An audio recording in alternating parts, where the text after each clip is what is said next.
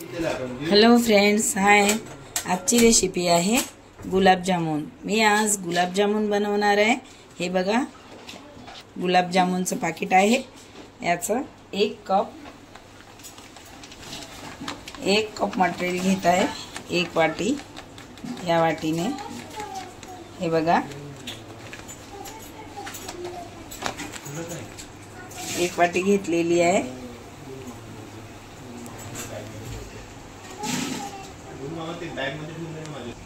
त्यामध्ये दूध घालत आहे. दुधाने भिजवत आहे. हे थोडं थोडं दूध घालायचं.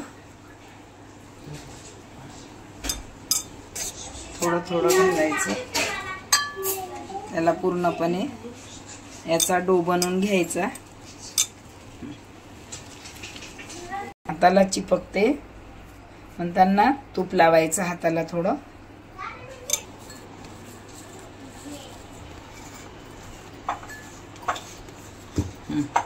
मस्त डो बनलेला आहे. छान स्मूथ झालेला आहे.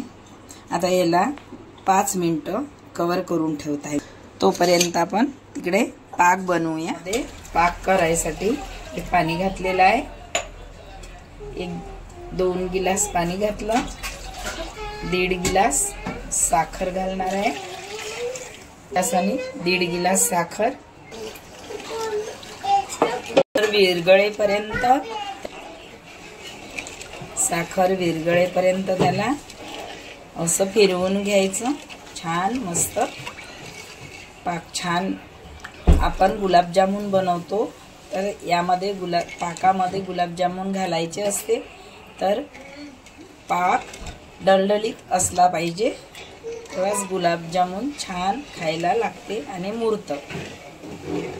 ठेवलेली आहे गॅसवरती. आता यामध्ये तेल घालत आहे.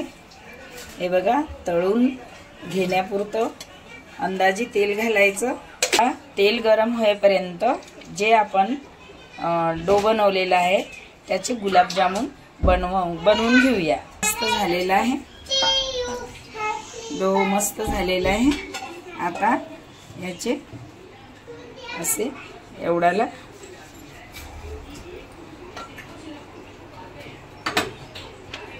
असे मस्त छोटे छोटे बनवून घ्यायचे.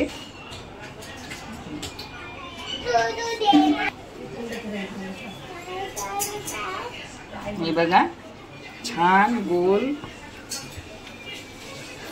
छान आलेले आहे. सगळे बनवून घ्यायचे. याप्रमाणे सर्व गुलाबजामुन बनवून घ्यायचे. तेल गरम झालेलं आहे.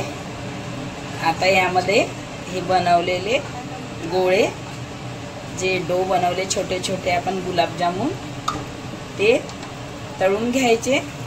जामुन सारखे त्याला होऊ द्यायचं. कमी हे बघा, जामुन सारखे झालेले आहे.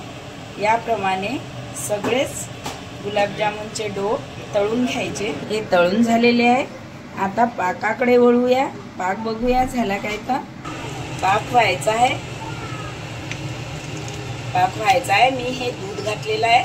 दुधाने असं साखर मधली घाण पूर्ण निघते. असं काढून घ्यायची. हे केलं आहे बघा. आता बाउल्स मध्ये काढून घेत आहे मी पाक. पाक बोलू नका. हे बघा, पाक कसा मस्त झालेला आहे. छान झालेला आहे. तर यामध्ये आपण जामुन सोडूया. हे बघा, जामुन सोडलेले आहे. यामध्ये छान जामुन मस्त झालेले आहे. छान मस्त. पाहुणे आले तर काहीतरी स्वीट काय लवकर होणार. तर सगळ्यात पहिले गुलाबजामुन लवकरच बनणार. माझ्या चॅनलला सबस्क्राईब करा, शेअर करा, लाईक करा आणि बेल आयकॉन दाबायला विसरू नका. धन्यवाद. थँक्यू.